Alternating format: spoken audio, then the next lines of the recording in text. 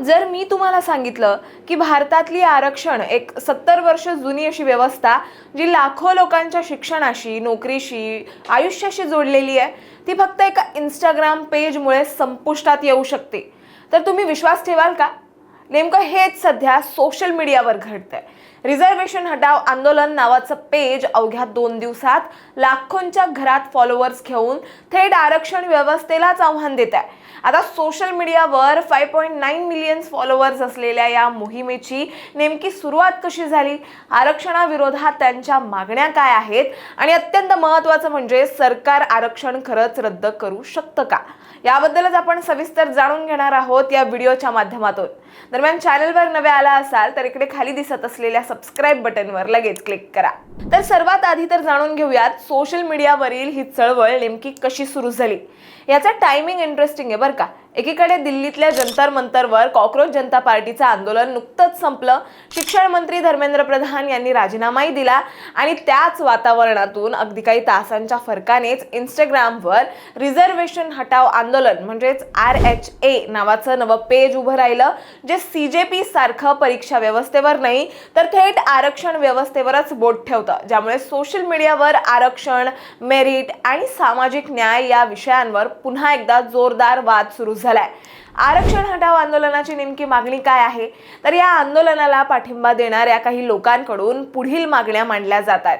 त्या म्हणजे जातीच्या आधारावरील आरक्षण बंद करावं, आरक्षण धोरणाचा पुन्हा आढावा घ्यावा, सरकारी नोकऱ्या आणि उच्च शिक्षणात फक्त गुणवत्तेच्याच म्हणजेच मेरिटच्या आधारे प्रवेश द्यावा आणि सर्व विद्यार्थ्यांसाठी समान शिक्षण व्यवस्था लागू करावी.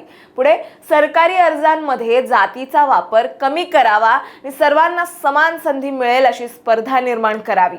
दुसरीकडे अनेक सामाजिक संघटना आणि नागरिकांचं मत असं आहे की सामाजिक आणि शैक्षणिक विषमता अद्याप पूर्णपणे संपलेली नसल्यामुळे आरक्षण आवश्यक आहे. त्यामुळे या विषयावर समाजात वेगवेगळी मतं आपल्याला पाहायला मिळतात. तर मुळात भारतात आरक्षणाची सुरुवात कशी झाली तर तुम्हाला सांगते, भारतात आरक्षणाची कल्पना ही काही नवीन नाहीये. आरक्षण सुरू करताना सामाजिक दृष्ट्या मागासलेल्या समाज घटकांना शिक्षण आणि नोकरीत संधी मिळावी हा त्यामागचा मुख्य उद्देश होता. ब्रिटिश काळात राजश्री शाहू महाराजांनी कोल्हापूर संस्थानात मागासवर्गीयांसाठी आरक्षणाची सुरुवात केली. त्यानंतर 1950 मध्ये भारतीय संविधान लागू झाल्यावर अनुसूचित जाती म्हणजे SC आणि अनुसूचित जमाती म्हणजे ST यांच्यासाठी विशेष तरतुदी करण्यात आल्या. त्यानंतर 1990 मध्ये तत्कालीन पंतप्रधान विश्वनाथ प्रताप म्हणजेच VP सिंग यांच्या सरकारने मंडल आयोगाच्या शिफारशींनुसार इतर मागासवर्गीयांसाठी म्हणजेच OBC मध्ये 27% आरक्षण लागू केलं.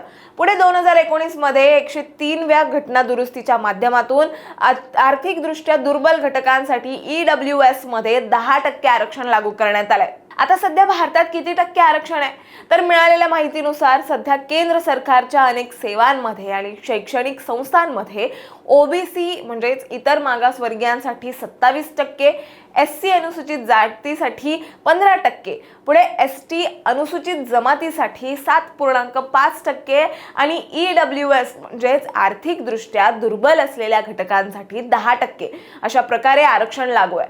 आता इथे राज्यानुसार आरक्षणाच्या टक्केवारीत फरक असू शकतो.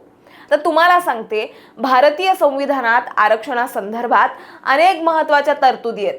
अनुच्छेद 15.4 आणि 15.5 मध्ये सामाजिक आणि शैक्षणिक दृष्ट्या मागासवर्गीय, अनुसूचित जाती आणि अनुसूचित जमातींसाठी शिक्षण क्षेत्रात विशेष सवलती देण्याचा अधिकार राज्य सरकारला आहे. पुढे अनुच्छेद 16.4 मध्ये सरकारी नोकऱ्यांमध्ये मागासवर्गीयांसाठी आरक्षणाची तरतूद आहे.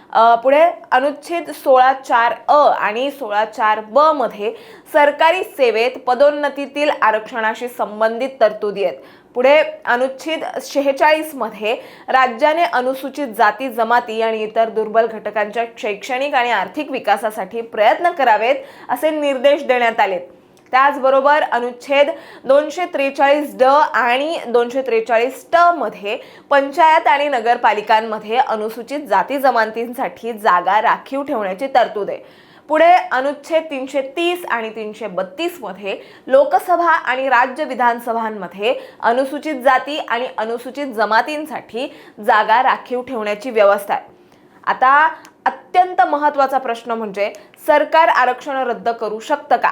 तर याचं उत्तर नाही असं आहे. इथे ही गोष्ट लक्षात घेण्यासारखी आहे, ती म्हणजे आरक्षण संविधानात समाविष्ट असल्यामुळे फक्त सरकारची घोषणा यासाठी पुरेशी ठरत नाही.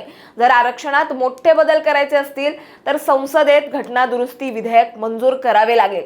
यासाठी लोकसभा आणि राज्यसभा या दोन्ही सभागृहात विशेष बहुमत आवश्यक आहे. काही घटना दुरुस्त्यांसाठी निम्म्याहून अधिक राज्य विधानसभांची मंजुरी आवश्यक ठरू शकते. त्यानंतरही हा बदल संविधानाच्या मूलभूत रचनेच्या विरोधात आहे का याची तपासणी सर्वोच्च न्यायालय करू शकतं. आणि म्हणूनच सरकारच्या एका निर्णयाने किंवा फक्त आंदोलनामुळे आरक्षण व्यवस्था संपुष्टात येऊ शकत नाही. आता या सगळ्यामध्ये तुम्हाला सांगते, कॉक्रोच जनता पार्टीची अडचण होत असल्याचं म्हटलं जात आहे. का? तर CJPच्या आंदोलनाला अनेक आंबेडकरी चळवळींनी, डाव्या पक्षांनी तसंच दलित संघटनांनी सक्रिय पाठिंबा दिला होता. खरं तर या अशा संघटना आहेत ज्यांचा आरक्षणाला सुरुवातीपासूनच पाठिंबा राहिलाय. पण तुम्हाला सांगते, आता हे जे सगळं काही सुरू आहे या सगळ्यामध्ये कॉक्रोच जनता पार्टीची अडचण होत असल्याचं म्हटलं जात आहे. का? तर CJPच्या आंदोलनाला अनेक आंबेडकरी चळवळींनी, डाव्या पक्षांनी तसंच दलित संघटनांनी सक्रिय पाठिंबा दिला होता. खरं तर या अशा संघटना आहेत ज्यांचा आरक्षणाला सुरुवातीपासूनच पाठिंबा राहिलाय. आता अभिजित दिपके ज्या आंबेडकरी तत्वांना मानतात, रिझर्वेशन हटाव आंदोलन नेमकं याच्याच विरुद्ध भूमिका घेताना दिसतंय.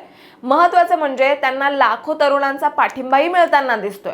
रिझर्वेशन हटाव आंदोलनाला समर्थन देणाऱ्यांचं म्हणणं आहे की CJPने विद्यार्थ्यांवर होत असलेल्या अन्यायाविरोधात आपला आवाज उठवला, पण जातीय आरक्षणामुळे सुद्धा विद्यार्थ्यांवर अन्याय होतोय. त्यामुळे CJPने आता आरक्षण हटवण्यासाठी आपला आवाज उठवायला हवा. आरेचे समर्थकांनी घेतलेल्या याच भूमिकेमुळे CJPची पंचायत होत असल्याचं म्हटलं जात आहे. कारण CJPनं जर रिझर्वेशन हटाव आंदोलनाचं समर्थन केलं तर CJPला सुरुवातीपासूनच समर्थन देणाऱ्या आंबेडकरी संघटना त्यांच्यापासून कुठेतरी दूर जाऊ शकतात असं म्हटलं जात आहे. आणि थोडक्यात काय, तर रिझर्वेशन हटाव आंदोलनामुळे CJPची दोन्ही बाजूंनी अडचण होत असल्याचं बोललं जात आहे. शेवटी काय, रिझर्वेशन हटाव आंदोलनामुळे सोशल मीडियावर वादळ उठलं असलं, लाखो फॉलोअर्स जमा झाले असले तरी वास्तव हे सांगतंय की आरक्षण ही संविधानाने संरक्षित केलेली एक व्यवस्था आहे आणि ती बदलण्यासाठी नुसती इच्छाशक्ती पुरेशी नाहीये. त्यासाठी घटना दुरुस्ती, संसदेची मंजुरी आणि गरज पडल्यास सर्वोच्च न्यायालयाची कसोटी, हा संपूर्ण प्रवास पार करावा लागेल. इट्स अ लॉंग प्रोसेस म्हणायला हरकत नाही. तुम्हाला काय वाटतं?